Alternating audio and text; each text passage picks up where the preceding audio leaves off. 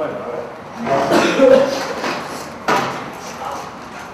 Hay mucha tensión todavía en la espalda, sobre todo también por las sillas, también que te siente, que buscas en esa postura para empezar a ir hacia adelante, con la espalda totalmente recta, con una posición sumamente alerta. O sea, todo tu cuerpo tenía una tonificación alta. No está mal, pero ahora hay que trabajar sobre todo sobre algo relajado.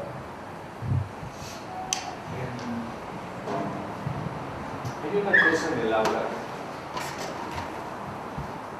que es muy engañosa, porque está llena de códigos el habla. O sea, el habla no es una cosa solamente donde lo que digas a la palabra, ¿no? O sea, las palabras no es lo único que está transmitiendo, sino lo que está transmitiendo es el ritmo, la velocidad, cómo vemos los ojos, a quién se lo decimos, cuál es, si es más grave, si es más agudo, las manos, todo eso es lo que está transmitiendo el habla. Y hay un habla muy engañosa en la actuación, que es el habla narrativa. Y es algo que tendemos a hacer muy rápidamente a la actuación, ¿no? Entonces, muy fácilmente decimos, ayer por la noche, mientras me iba a dormir, vi un hada que se acercaba y me dijo, eres una persona maravillosa, ¿no?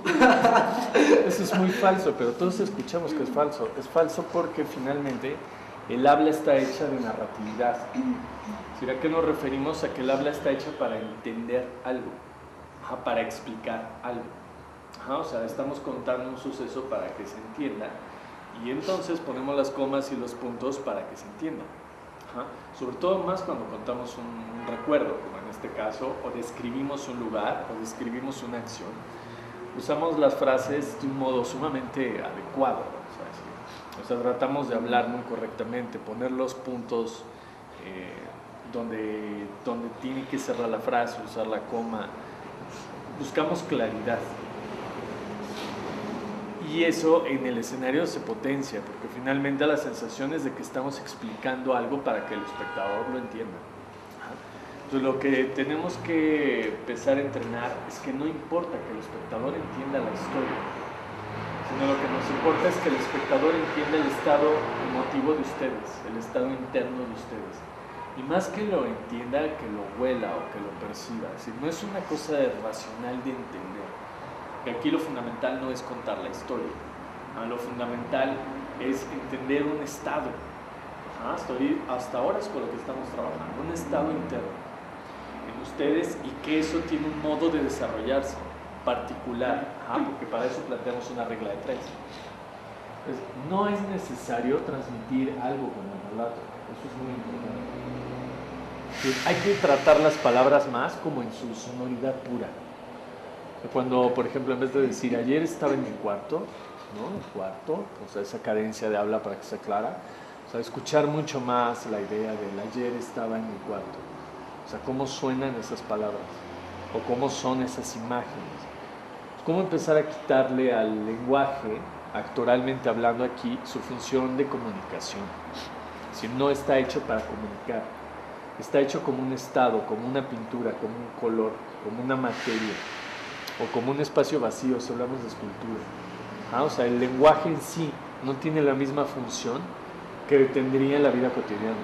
Ahora, por supuesto, para mí es importante explicarme. Si hablamos ahora, para ustedes es importante explicarnos, porque ahora es importante comunicarnos. Bueno, ese no es el estado de la obra, no es el estado que necesitamos con el que ustedes trabajan.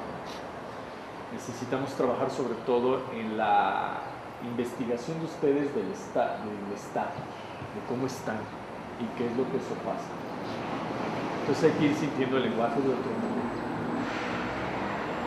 Sobre todo escúchense ustedes cuando empiecen a hablar, sean conscientes qué tanto están teniendo un habla cotidiana o qué tanto es un habla real, un poco impostada para que se escuche de otro modo las cosas, ¿no? Porque es algo que se hace inmediatamente. O sea, al hablar de actuación inmediatamente empezamos a falsear. Lo importante, actuar es aprender a no ser falso, actuar es aprender a desbloquear, es aprender a manejar un grado de honestidad ficcional, ¿no? Un grado de cosas que operan a niveles de verdad, pero no la verdad como se entiende en lo real. sino una verdad que puede ser mucho más honesta y mucho más concreta, sencillamente porque no forma parte del mundo real. Es muy difícil para cualquier persona ser absolutamente verdadero y real todo el tiempo aquí. O sea, en esta realidad, ser quien es. De hecho, todos ocultamos quiénes somos, ¿no? Y solo mediante ciertos actos develamos quiénes somos realmente. Y ni siquiera sabemos muy bien quiénes somos, ¿no? Entonces, el trabajo en la actuación que nos interesa a nosotros es dejar que el Estado sea lo que él se presente, fundamentalmente, lo que está ocurriendo en ustedes. No se sientan comprometidos a que el público los entienda, a que el público los interprete, a que el público los comprenda. Los espectadores no son nuestros padres, no tienen por qué querernos, ni por qué tratarnos bien, ni por qué aplaudirnos, ni decirnos, muy bien, hijito, hiciste bien tu trabajo. O sea, el espectador es un testigo, es alguien que observa lo que ocurre, solamente eso, e interpreta y crea realidad a partir de lo que ve. Pero no es la voz, la principal voz de esto, es solamente alguien que está presenciando algo. Nuestro trabajo es que exista una experiencia interesante de ser visible o memorable o la calidad que queramos. Pero vamos sobre todo a trabajar en tratar de quitarle al habla eso. Aún las hablas son muy bajas, necesitamos más volumen, que se escuchen más, sobre todo que se llene más el espacio con la voz, que todo esto sea su resonador. Otra cosa importante es empezar a trabajar con el espacio vacío intermedio entre ustedes, que lo empiecen a llenar. ¿No? Todavía trabajamos muy, yo desde aquí, Yara desde ahí, y aquí trabajamos juntos. Pero este espacio físicamente concreto y existente hay que llenarlo. Hay que tener la sensación de que hay algo intermedio. Trabajen mucho en la sensación que llamamos como esta idea de lo cutáneo, de la epidermis, ¿no? De tocar al otro. No necesariamente con esto, pero sí físicamente.